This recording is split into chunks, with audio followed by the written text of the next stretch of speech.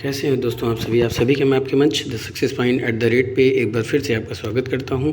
बहुत ही अच्छा सेगमेंट है दोस्तों, बहुत ही अच्छा प्यारा सेशन होने वाला है आज का। उम्मीद करता हूं कि आप सब पढ़ रहे होंगे, मेहनत कर रहे होंगे। इसी तरह से पढ़ते रहिए, मेहनत करते रहिए। मेरी ईश्वर से प्रार्थना है कि आप सबका सिलेक्शन हो। दोस्तों फटाफट से जुड़ जाइए द सक्सेस पॉइंट @ के साथ।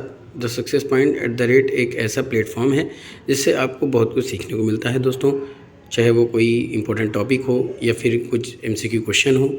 दोस्तों हमारे चैनल पर हर तरह के क्वेश्चन अवेलेबल हैं, चाहे आप टॉपिक वाइज देखना चाहते हैं या फिर आप MCQ क्वेश्चन को देखना चाहते हैं या वन लाइनर प्रश्नों को देखना चाहते हैं तो आप मेरे प्लेलिस्ट में जाकर के देख सकते हैं। दोस्तों चैनल के प्लेलिस्ट में हर तरह की चीज़ें अवेलेबल हैं, तो फटाफट से इस वीडियो को शेयर कर दीजिए, लाइक कर दीजिए। वीडियो आपको कैसी लगती है कमेंट में ज़रूर बताएं। प्रयास कीजिए कि ज़्यादा से ज़्यादा लोग इस चैनल से जुड़ें, ज़्यादा से ज़्यादा लोग इस चैनल से जुड़कर इस वीडियो को देखें दोस्तों, ताकि उनका भी भला हो सके और आपका भी भला हो सके। क्योंकि जितने ज़्यादा से ज़्यादा लोग देखेंगे उतना हमारा मनोबल बढ़ेगा और हम और अच्छा करने का प्रयास करेंगे। ये जितने भी टॉपिक हैं, जितने भी MCQ क्वेश्चन हैं, ये सभी आपके कॉम्पिटिटिव एग्ज़ाम के लिए इम्पॉर्टेंट है प्यारे दोस्तों। चाहे वो UPSC के हों, UPPSC के हों या अदर कोई कॉम्पिटिटिव एग्ज़ाम हो, ये सभी के लिए इम्पॉर्टेंट है। और समझे दोस्तों, तो चैनल को सब्सक्राइब कर दीजिए, बेल आइकन ऑन कर दीजिए ताकि नोटिफिकेशन मिलती रहे दोस्तों। बात समझ में आ रही है दोस्तों? ये जितने भी वीडियो हैं चैनल पे ये सभी फ्री ऑफ कॉस्ट है, आप इसको देख सकते हैं, पढ़ सकते हैं। जितना ज़्यादा से ज़्यादा आप प्रश्नों को लगाएंगे उतना ज़्यादा से ज़्यादा आप अपने अंदर इम्प्रूवमेंट लाएंगे। आप ये जान पाएंगे कि कितने प्रश्न किस पार्ट से ज़्यादा आते हैं या किस तरह से प्रश्न पूछे जाते हैं। चलिए आइए देखते हैं आज का जो विषय है दोस्तों, वह आधुनिक भारत के इतिहास के अंतर्गत हम देखेंगे चार्टर अधिनियम 1793 के बारे में। आइए देखते हैं। पहले दोस्तों चार्टर अधिनियम क्या है, पहले हम ये जान लेते हैं। पहले दोस्तों चार्टर अधिनियम ईस्ट इंडिया कंपनी के मामले को विनियमित करने तथा ब्रिटिश भारत में शासन और प्रशासन की उभरती ज़रूरतों को पूरा करने के लिए ब्रिटिश संसद द्वारा पारित कानूनों की श्रृंखला थी। बात समझ में? जो चार्टर अधिनियम था वो क्या था कि ईस्ट इंडिया कंपनी के जो मामले थे उनको विनियमित करने के लिए तथा ब्रिटिश भारत में शासन और प्रशासन की उभरती ज़रूरतों को, यानी कि जो ज़रूरतें उभर के सामने आ रही थी कि ये चीज़ होनी चाहिए, ये चीज़ इम्प्रूवमेंट होना चाहिए या ये चीज़ प्रशासन के अंदर होनी चाहिए, उसको पूरा करने के लिए ब्रिटिश संसद ने क्या किया, एक कानून, एक नियम पारित किया। उस नियम कानूनों की जो एक श्रृंखला बनी उसी को क्या कहते हैं, चार्टर अधिनियम। आगे देखते हैं। प्रत्येक अधिनियम ने औपनिवेशिक भारत के राजनीतिक, आर्थिक और सामाजिक परिदृश्य को आकार देने में महत्वपूर्ण भूमिका निभाई। माफ़ कीजिएगा दोस्तों, प्रत्येक अधिनियम ने औपनिवेशिक भारत के राजनीतिक यानी पॉलिटिकल या पॉलिटिक्स कह सकते हैं, आर्थिक, इकोनॉमिक और सामाजिक परिदृश्य को आकार देने में महत्वपूर्ण भूमिका निभाई। अब देखते हैं 1493 का जो चार्टर अधिनियम था वो क्या था। बात समझे? चार्टर अधिनियम क्या है, आपने ये देख लिया, ये एक तरह की क्या है कि ब्रिटिश संसद के द्वारा पारित कानूनों की एक श्रृंखला थी। और किस लिए ये श्रृंखला बनाई गई थी वो भी आपने देखा। अब हम देखेंगे 1793 का जो चार्टर अधिनियम था वो क्या है। दोस्तों 1793 का जो चार्टर अधिनियम है वो क्या है। तो पहले दोस्तों 1793 का चार्टर अधिनियम ब्रिटिश सरकार के द्वारा ईस्ट इंडिया कंपनी के मामलों को विनियमित करने का प्रयास था, जिसने अपनी स्थापना के बाद से भारतीय क्षेत्रों में महान शक्ति और प्रभाव हासिल कर लिया था। ठीक है, यानी जो चार्टर अधिनियम की एक सीरीज़ थी उसके अंतर्गत पहला चार्टर अधिनियम क्या था, 1793, जिसके अंतर्गत कंपनी के मामलों को विनियमित करने का प्रयास किया गया। ठीक है, आगे देखते हैं। 1793 का चार्टर अधिनियम ने भारत में ब्रिटिश क्षेत्रों का दायरा भी बढ़ाया, यानी कि 1793 का जो चार्टर अधिनियम था उसने क्या किया कि भारत में जो ब्रिटिश क्षेत्र थे उसके दायरे को बढ़ा दिया, यानी उनकी सीमा को बढ़ा दिया, और ब्रिटिश ईस्ट इंडिया कंपनी के राष्ट्रीयकरण में पहला कदम था। जो 1793 का चार्टर अधिनियम था वो ब्रिटिश ईस्ट इंडिया कंपनी के राष्ट्रीयकरण का पहला कदम था। बात समझ में आई दोस्तों? आगे देखते हैं। चार्टर अधिनियम 1793 कंपनी के मालिकों के द्वारा इसके प्रशासन में सुधार और इसके प्रदर्शन को और बेहतर बनाने के लिए एक लंबे अभियान का परिणाम था और भारत में कंपनी के मामलों में और सुधार की दिशा में एक कदम था।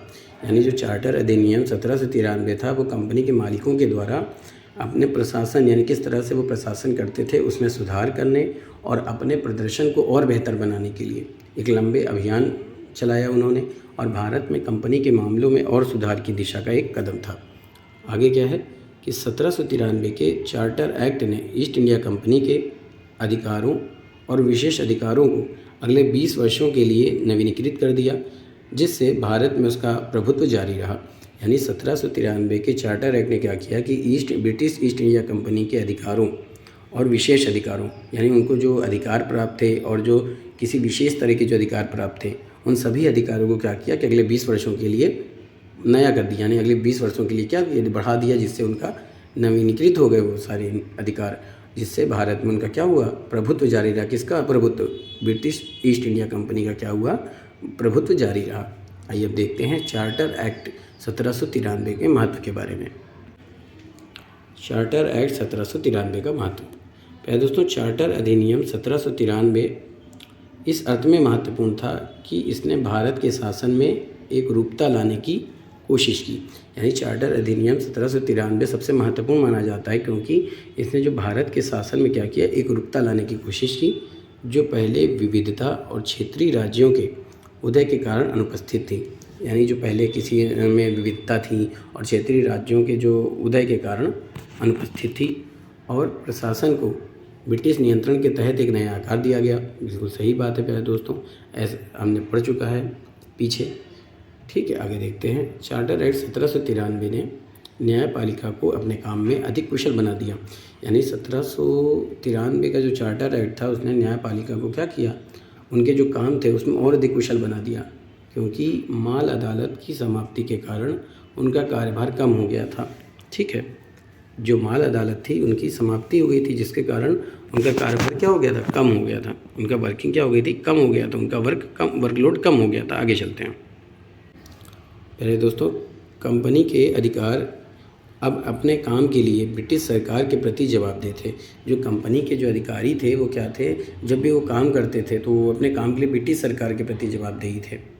ठीक है, यानी कि जो वो काम करते थे उसका जवाब, उनका जितना लेखा जोखा होता था वो किसको देते थे, ब्रिटिश सरकार को देते थे। ठीक है, और उनकी नियुक्ति के लिए शाही मंजूरी की आवश्यकता थी। ठीक है, और जो कंपनी के अधिकारी थे उनकी जो नियुक्ति के लिए किसकी आवश्यकता होती थी, शाही मंजूरी की आवश्यकता होती थी। चार्टर एक्ट 1793 के तहत प्रशासन को केंद्रीकृत किया गया और गवर्नर जनरल की कमान के तहत अधिक कुशल और तेज बनाया गया। ठीक है, यानी जो चार्टर एक्ट था 1793 उसके तहत जो प्रशासन को क्या किया गया, केंद्रित किया गया। ठीक है, सेंट्रलाइज किया गया और गवर्नर जनरल की कमान के तहत अधिक कुशल और तेज बनाया गया। ठीक है, यहाँ कमान के लिखा है बच्चों, कमान को। ठीक है, आगे चलते हैं। ईस्ट इंडिया कंपनी को व्यापार अधिकार अगले 20 वर्षों के लिए बढ़ा दिए गए। यानी ब्रिटिश ईस्ट इंडिया कंपनी के जो व्यापार अधिकार थे उनको अगले 20 वर्षों के लिए बढ़ा दिया गया, जिससे निजी लाभ के उद्देश्यों को बढ़ावा मिला और इसके बदले में इससे साम्राज्य को अधिक राजस्व प्राप्त हुआ। यानी जब ब्रिटिश ईस्ट इंडिया कंपनी के व्यापार अधिकार को क्या कर दिया गया, 20 वर्षों के लिए आगे बढ़ा दिया गया, तो इससे क्या हो गया, ब्रिटिश ईस्ट इंडिया कंपनी को निजी लाभ मिला और इसके बदले में साम्राज्य को अधिक क्या हुआ, राजस्व प्राप्त हुआ। आगे देखते हैं। चार्टर एक्ट 1793 में ब्रिटिश ताज की संप्रभुता को सर्वोच्च बताया गया और इस प्रकार इसने भारत में ईस्ट इंडिया कंपनी की विवादास्पद स्थिति को समाप्त कर दिया। बात समझ में आ रही है दोस्तों। चार्टर एक्ट 1793 में क्या हुआ कि ब्रिटिश ताज जो उसकी संप्रभुता थी, जो ब्रिटिश में जो हेड होते थे उनकी संप्रभुता क्या वो सर्वोच्च बताया गया और इस प्रकार इसने भारत में ईस्ट इंडिया कंपनी की जो विवादास्पद स्थिति थी उसको क्या कर दिया, समाप्त कर दिया। कंपनी के शीर्ष अधिकारी केवल पूर्व अनुमति से ही देश छोड़ सकते थे, जिससे भारत में प्रशासन की गुणवत्ता में वृद्धि हुई।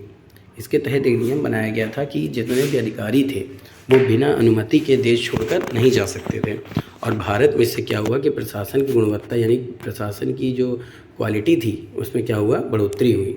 बात समझे दोस्तों। आगे देखते हैं। चार्टर अधिनियम 1793 में देश के प्रशासन में भारतीयों के निःशुल्क प्रवेश का प्रावधान था, जहां भारतीय कम से कम कागज पर सिविल सेवा में शामिल हो सकते थे।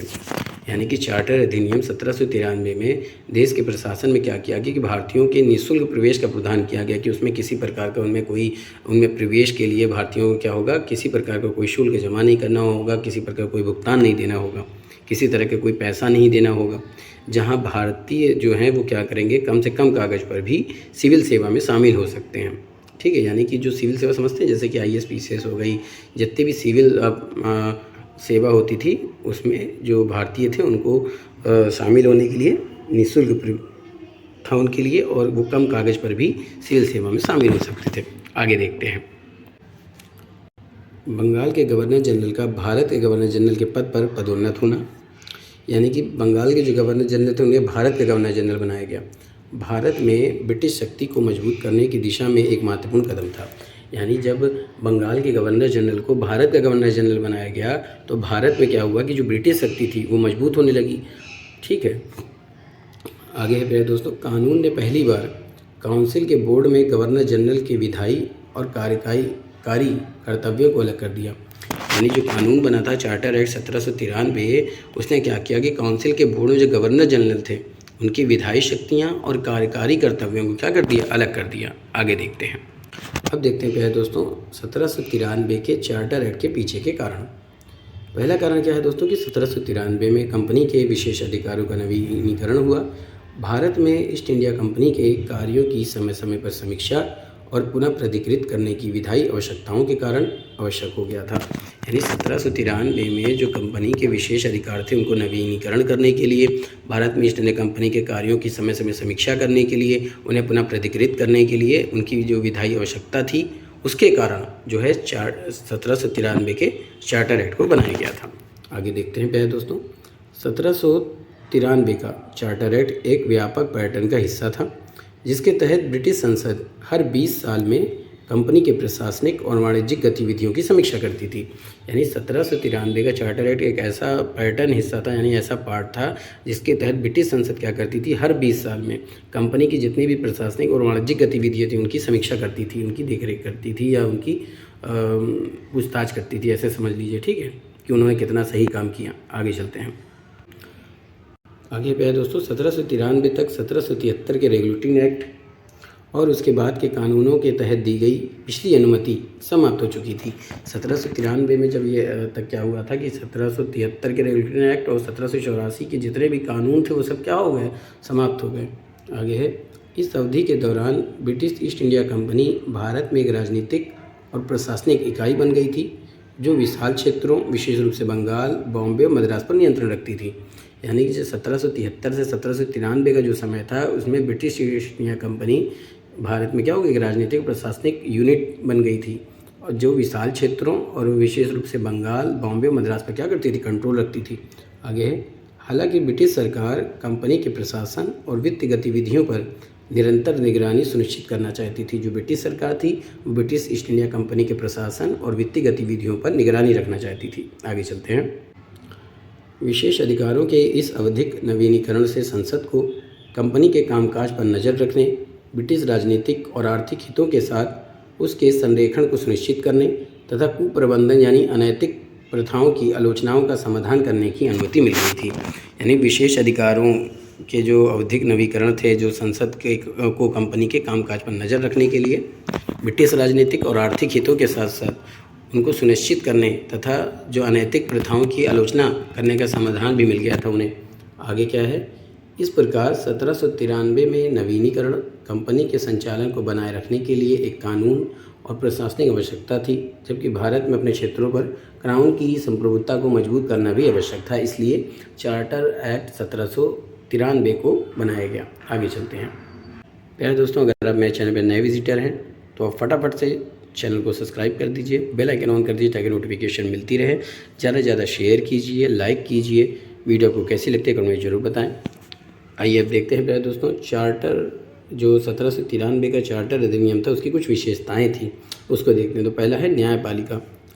चूँकि राजस्व प्रशासन को न्यायिक कार्यों से अलग कर दिया गया था, अत्यधिक बोझ और कम स्टाफ वाली न्यायपालिका अब अधिक कुशलता से कार्य कर सकती थी।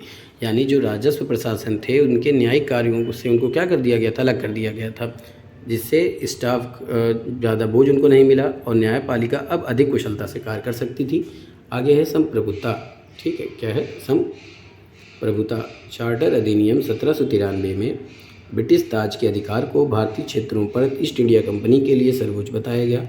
इस प्रकार कंपनी के अधिकारियों को पहले दी गई स्वतंत्रता का दायरा सीमित हो गया। यानी पहले जो स्वतंत्रता दी गई थी अधिकारियों को, वो क्या हो गई, दायरा सीमित हो गया। आगे चलते हैं। आगे पे है दोस्तों शाही स्वीकृति।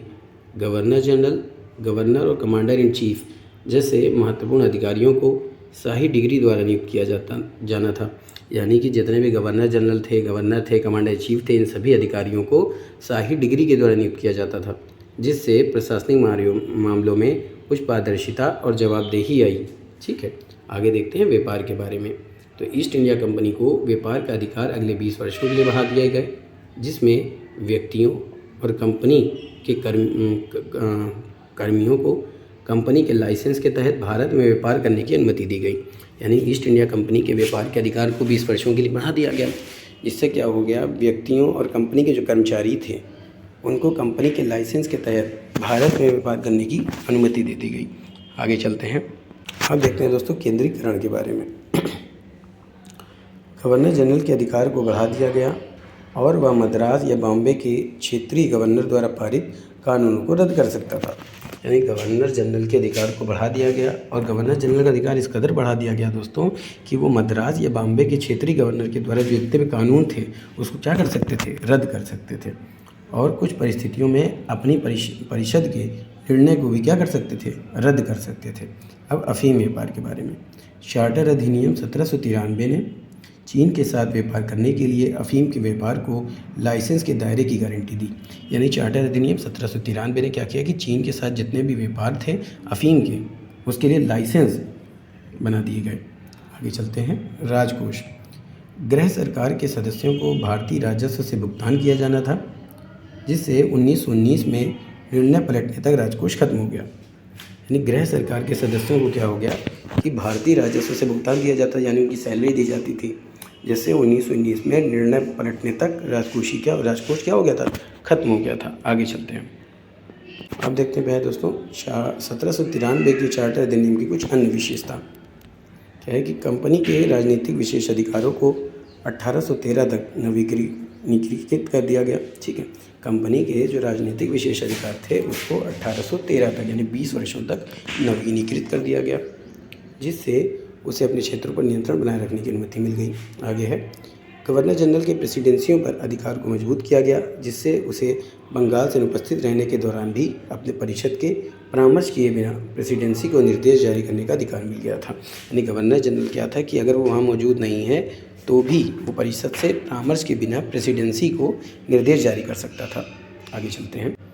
आगे बढ़े दोस्तों। भारतीयों के अधिकारों, व्यक्तित्व और संपत्ति को संबोधित करने के लिए एक नियमित विनियम संहिता शुरू की गई।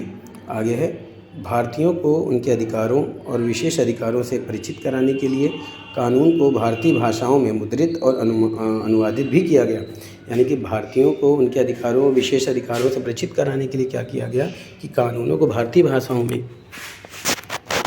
मुद्रित किया गया और उन्हें क्या किया गया, अनुवादित, यानी उन्हें उनका अनुवाद भी किया गया ताकि भारतीय क्या हो सके, अपने अधिकारों और विशेष अधिकारों को समझ सके। आगे चलते हैं। अब देखेंगे पहले दोस्तों 1793 के चार्टर एक्ट के विश्लेषण के बारे में। तो पहला है सरकारी प्रतिनिधित्व। चार्टर एक्ट 1793 ने स्पष्ट किया कि ईस्ट इंडिया कंपनी ब्रिटिश सरकार की ओर से काम करती है। इससे भारतीय क्षेत्रों पर ब्रिटिश सरकार का नियंत्रण मजबूत हो गया। यानी कि जो 1793 का चार्टर एक्ट था उसने ये साबित कर दिया कि ईस्ट इंडिया कंपनी क्या थी कि ब्रिटिश सरकार की ओर से काम करती थी और भारतीय क्षेत्रों पर ब्रिटिश सरकार का इससे कंट्रोल क्या हो गया, मजबूत हो गया। दूसरा है वित्तीय दायित्व। ईस्ट इंडिया कंपनी को भारतीय राजस्व का उपयोग करके आवश्यक व्यय, लाभांश, वेतन, ब्याज और अन्य शुल्कों को कवर करने के बाद ब्रिटिश सरकार को प्रति वर्ष 5 लाख पाउंड की राशि भेजनी होती थी। यानी ईस्ट इंडिया कंपनी क्या थी कि जो भारतीय राजस्व को जो वसूल करती थी उससे वो व्यय, लाभांश, वेतन, ब्याज और अन्य शुल्कों को कवर करती थी। उसके बाद जो बचता था वो ब्रिटिश सरकार को हर वर्ष 5 लाख पाउंड के रूप में राशि भेजनी होती थी। आगे है नियुक्ति में परिवर्तन किया गया। गवर्नर जनरल, गवर्नर और कमांडर इन चीफ को अब अपनी नियुक्तियों के लिए शाही अनुमोदन की आवश्यकता होती थी। आगे चलते हैं। आगे दोस्तों व्यापार का एक अधिकार। व्यक्तियों और कंपनी के कर्मचारी दोनों को कंपनी के लाइसेंस के तहत भारत में व्यापार करने की अनुमति दी गई, जिससे कंपनी को भारतीय व्यापार पर एक अधिकार प्राप्त हो गया। आगे है सशक्त गवर्नर जनरल। गवर्नर जनरल को अत्यधिक शक्तियाँ प्राप्त हुईं जिनमें विशिष्ट परिस्थितियों में परिषद द्वारा लिए गए निर्णय को रद्द करने की क्षमता भी शामिल थी। दोस्तों, जो विश्लेषण होता है, जो अभी तक हमने जो पीछे पढ़ा, ये उसके बारे में है। आगे चलते हैं। उपाध्यक्ष की नियुक्ति। बंगाल में गवर्नर जनरल की अनुपस्थिति में वे परिषद के असैन्य सदस्यों में से एक उपाध्यक्ष की नियुक्ति कर सकते थे। आगे चलते हैं। आगे है राजस्व और न्यायपालिका का पृथक्करण। इस अधिनियम ने राजस्व प्रशासन को न्यायिक कार्यों से अलग कर दिया, जिसके परिणाम स्वरूप माल अदालतों या राजस्व न्यायालय को क्या कर दिया गया? बंद कर दिया गया। फिर है भारतीय राजस्व से भुगतान। गृह सरकार के सदस्यों को भारतीय राजस्व से वित्त पोषित किया जाता था और ये प्रथा 1919 तक जारी रही, यानी कि जो गृह सरकार के सदस्य थे उनको भारतीय राजस्व से ही उनको सैलरी या पैसे दिए जाते थे। आगे है वित्त उत्तरदायित्व। कर्मचारियों और नियंत्रण बोर्ड का वेतन अब कंपनी को दिया जाने लगा। कंपनी अधिकारियों पर प्रतिबंध। कंपनी के वरिष्ठ अधिकारियों को बिना पूर्व अनुमति के भारत छोड़ने पर प्रतिबंध लगा दिया गया था। ऐसा करना त्यागपत्र माना जाता था। और सच में आगे चलते हैं। अब देखेंगे दोस्तों, भारत की अर्थव्यवस्था और जनसंख्या पर चार्टर एक्ट 1793 की क्या कमियां थीं? तो चार्टर एक्ट 1793 का भारतीय जनता पर महत्वपूर्ण नकारात्मक प्रभाव पड़ा, जिससे ब्रिटिश शासन के तहत उनकी अधीनस्थ स्थिति अधिक खराब होती गई। पहला है वित्तीय बदलाव। चार्टर एक्ट 1793 के प्रमुख प्रावधानों में से एक ये भी था कि बोर्ड ऑफ कंट्रोल के सदस्यों को ब्रिटिश राजकोष के बजाय भारतीय राजस्व से भुगतान करने की अनुमति दी गई। इससे वित्तीय बोझ भारत पर ही आ गया। आगे चलते हैं। आगे है व्यापारिक विशेष अधिकार। इसके अलावा इस अधिनियम ने क्या किया कि कंपनी के व्यापारिक विशेष अधिकार को अगले 20 वर्षों के लिए बढ़ा दिया। इस विस्तार ने भारतीय बाजार में एक अधिकारवादी प्रथाओं और शोषण को बढ़ा दिया। इससे उनके बीच में क्या हो गया? भ्रष्टाचार बढ़ गया, एक अधिकार बढ़ गया। आगे चलते हैं। प्राधिकार का केंद्रीकरण। चार्टर एक्ट 1793 का अन्य उल्लेखनीय पहलू ये भी था कि गवर्नर जनरल के प्राधिकार पर इसका जोर था, जो अन्य प्रेसिडेंसियों पर हावी था और विकेंद्रीकरण की अवधारणा को कमज़ोर कर रहा था। आगे चलते हैं। आगे दोस्तों, संप्रभुता का हस्तांतरण। इस अधिनियम ने संप्रभुता को ब्रिटिश संसद को हस्तांतरित कर दिया, यानी जितनी भी संप्रभुता थी वो ब्रिटिश संसद के हाथों में चली गई, जिससे भारत की वास्तविक औपनिवेशिक क्षेत्र के रूप में स्थिति क्या हो गई? मजबूत हो गई दोस्तों। तो दोस्तों, आज का सेशन यहीं पे समाप्त करता हूँ। उम्मीद करता हूँ कि आप सबको पसंद आएगा। ज़्यादा से ज़्यादा शेयर कीजिए, लाइक कीजिए। वीडियो को कैसी लगती है कमेंट में ज़रूर बताएं दोस्तों। बहुत ही मेहनत से, बहुत ही प्रयासों के साथ ये टॉपिक को आप लोगों के लिए तैयार किया जाता है दोस्तों।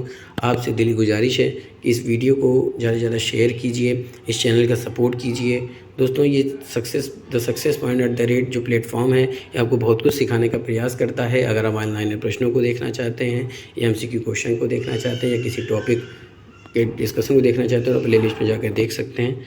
तो दोस्तों, इसी जुनून के साथ फिर मिलेंगे। तब तक के लिए जय Hind, wish you all the best.